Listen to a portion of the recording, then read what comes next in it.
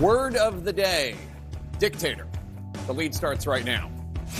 President Trump slapping Ukraine's president, Volodymyr Zelensky, with the title of dictator, but applying no such label on Vladimir Putin, who has ruled Russia with an iron fist for more than 20 years.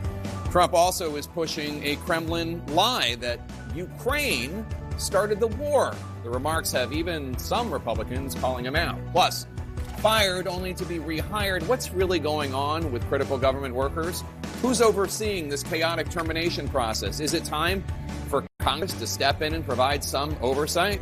And fresh on the job, HHS Secretary Robert F. Kennedy Jr.'s pledge, all ready to examine childhood vaccines. What parents need to be on the lookout for before any changes come to a community near you.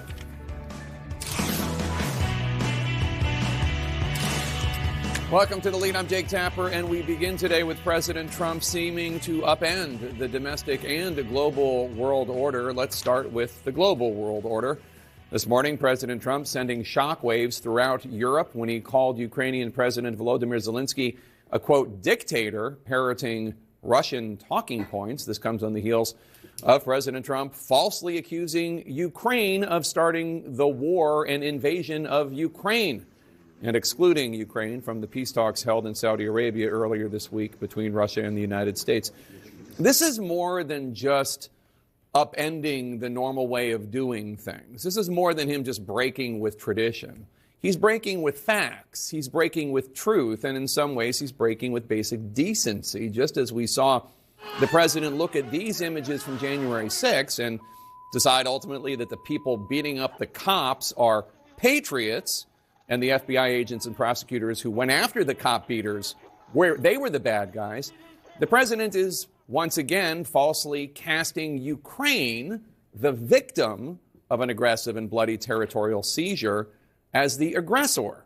And Zelensky, who did suspend elections while his country is in the middle of the fight for its life, as permitted by his country's constitution, President Trump called Zelensky a dictator, while former KGB officer Vladimir Putin, whose political opponents have a habit of ending up in prison or the morgue, while President Trump uses no such words for him.